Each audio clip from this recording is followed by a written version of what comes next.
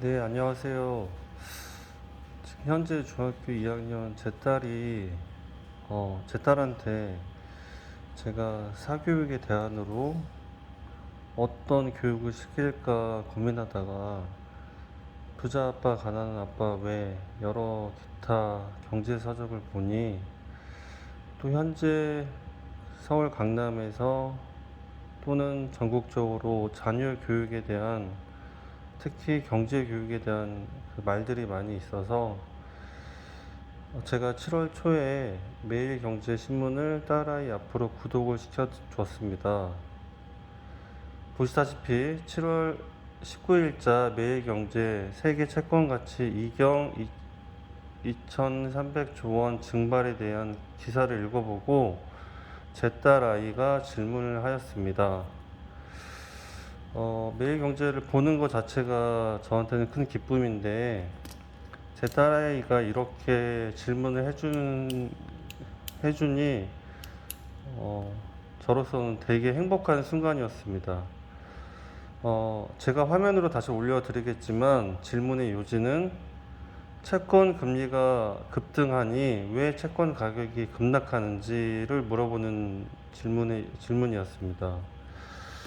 최근에 미국의 자이언트 스텝 두 번에 걸쳐서 또 한국은행의 금리 인상 뉴스가 뉴스만 틀면 나오고 있습니다.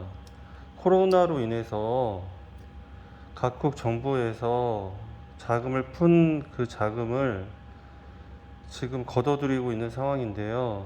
주 목적은 세계 각국이 코로나 로 인한 중앙 정부의 자금이 풀어서 결국 돈의 가치가 줄어들고 실물 가치가 올라가고 더불어서 러시아의 푸틴의 우크라이나 침공으로 인해서 세계 지금 경제가 안 좋다는 것은 여러분 또한 잘 알고 계시리라 봅니다.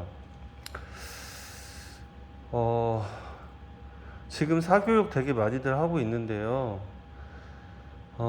저는 이 사교육에 대한 또는 사교육을 하더라도 우리 자녀들이 반드시 알아야 될 교육 중에 하나가 바로 경제 공부라고 생각합니다. 여러분이 잘 알다시피 서울 강남의 30평대 아파트가 이미 30억을 넘어섰습니다. 지금 우리 자녀가 취직을 하더라도 집 한 채를 사기 위해서는 평생 그 돈을 다 모으거나 맞벌이를 해서 한 부분은 돈을 모으고 그렇지 않은 남편은 돈을 모으고 와이프는 저축을 해도 20년, 30년이 걸리는 시대입니다. 물론 부모 덕, 할아버지 덕을 봐서 출발선상에서 좋게 출발하는 아이들도 많지만 대한민국 대다수의 자녀들은 그렇지 않으리라 봅니다. 자, 그럼 지금부터 매일같이 제 딸아이가 매일 경제신문을 읽어보고 저한테 하는 질문에 대한 답변으로 이 채널을 구성하고자 합니다. 이 채널을 보시는 많은 분들이 자녀들에 대한 경제 공부나 혹은 성인일지라도 저와 같이 보통 아빠로서 경제신문을 읽으신 분들은 이 채널이 많은 도움이 되길 바라겠습니다. 자, 그럼 제가 간단하게 전에 딸아이한테 보낸 설명을 다시 올려드릴 수도 있는데 이 채권하고 채권 금리하고 가격이랑 다시 말하겠습니다. 이 채권이라는 거하고 그러니까 채권의 금리와 가격의 상관관계에 대해서 한번 살펴보겠습니다. 제가 글씨를 잘 못 쓰는 악필이긴 한데요. 여러분이 좀 알아볼 수 있게 최대한 노력해서 쓰겠습니다. 채권은 여러분이 잘 알다시피 유가증권이라든지 국채, 사채, 지방채 등 어떤 약속 증서 같은 건데요. 어떤 종이에 뭐 1억을 1억을 투자하면 그 1억을 몇 년 뒤에 이자와 함께 주겠다고 하는 한 일종의 약속 증서라고 생각하시면 간단하게 생각될 겁니다. 이 채권에 대한 자세한 것은 뭐 네이버나 뭐 기타 사이트에 경제 용어를 찾아보시면 될 것 같고요. 자, 그러면 채권 가격과 금리의 상관관계를 이해하기 위해서는 재무관리의 기본 원리인 현재 가치와 미래 가치를 알 필요가 있습니다. 프레젠트 밸류라고요. 아이고. 프레젠트 밸류입니다. U이요. 퓨처 밸류.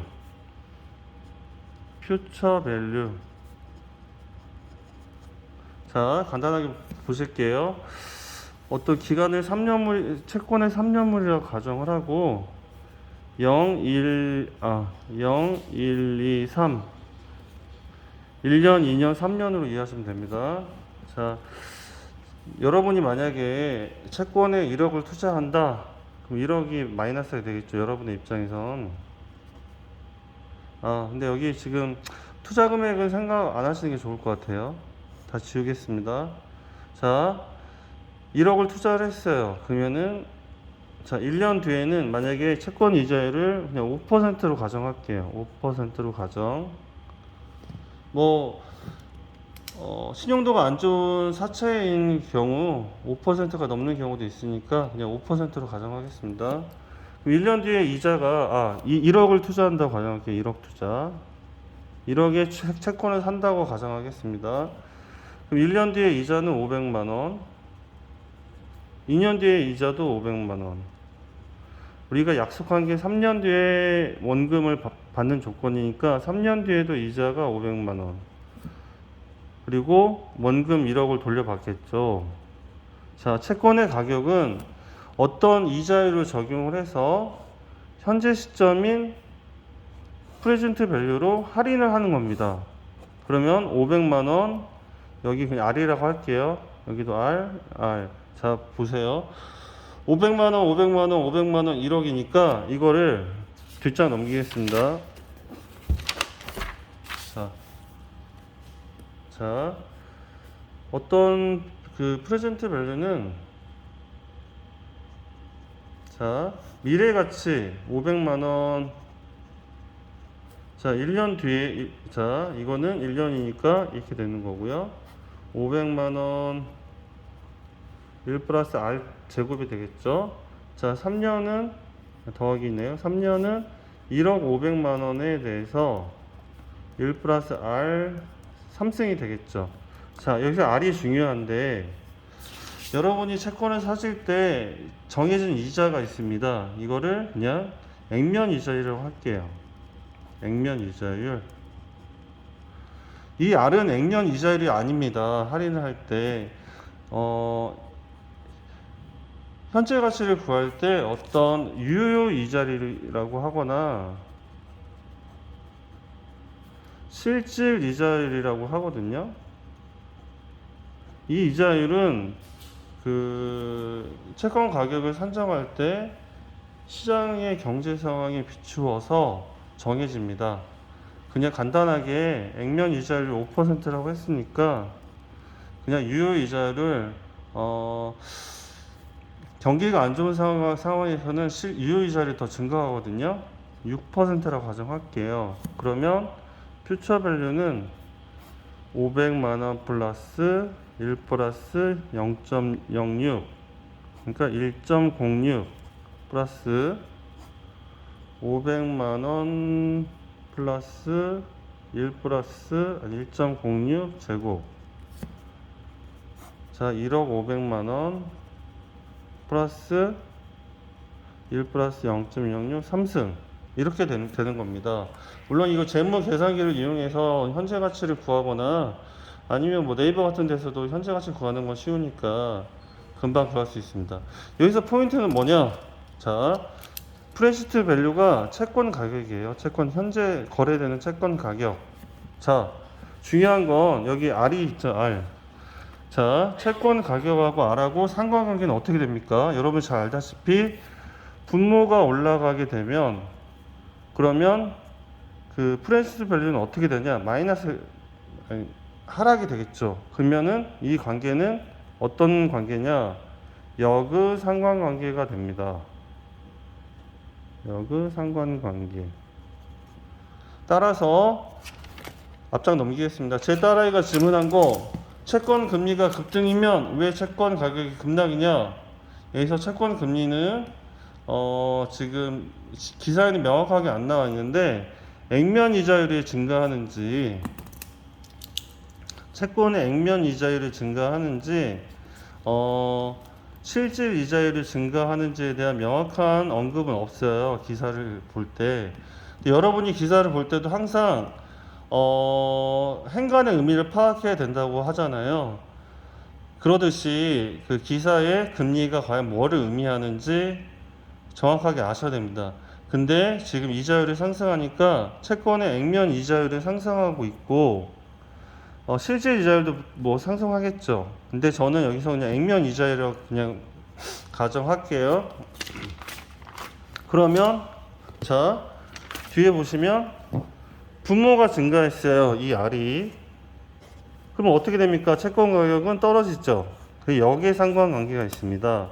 따라서 제 딸아이가 질문한 질문의 요지인 채권 금리가 급등하면 채권 가격은 급락한다. 자, 이렇게 쉽게 설명을 할 수 있습니다.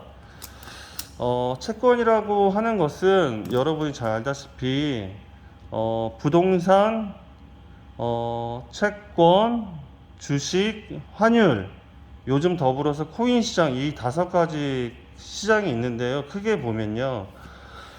여러분의 자녀가 한 번쯤은 반드시 알아야 될 시장입니다. 채권 시장은 여러분이 흔히들 접하는 예금, 적금, 대출하고도 많은 관련이 있어서요.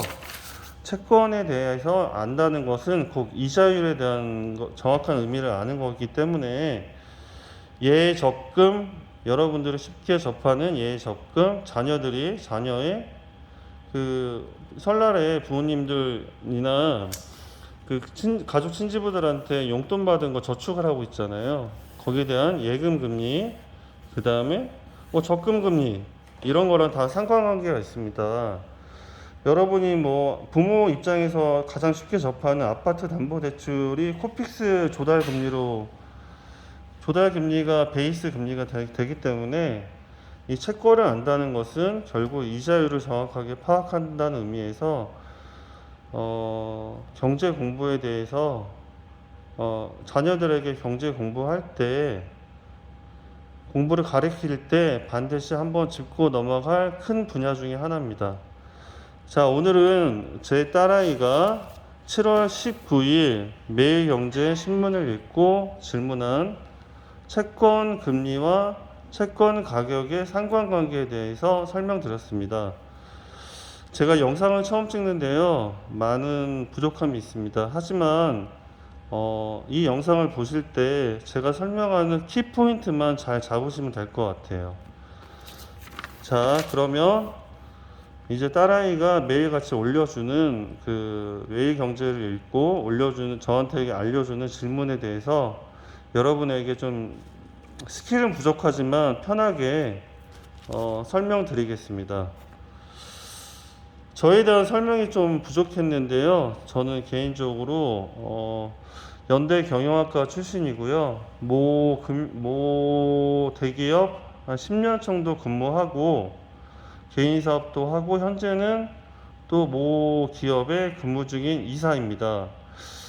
회계사 공부도 많이 했고요. 저희 어머님이 좀 아프셔서 회계사 1차만 붙고 2차 때 한 문제로 떨어지고 다시 그냥 어머님이 아프신 사유 때문에 대기업에 입사했고요.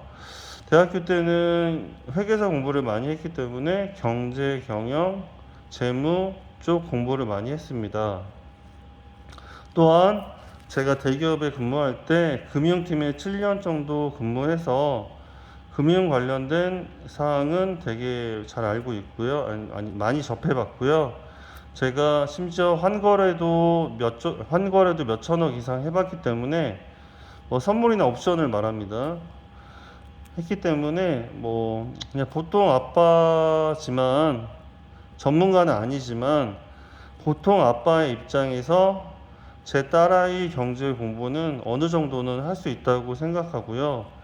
제가 부족할 시에는 제 딸아이가 질문을 해주면 제가 부족할 시에는 제가 공부를 해서 딸아이를 가르칠 계획입니다. 자, 이상으로 마치겠습니다. 좋은 시간 되세요.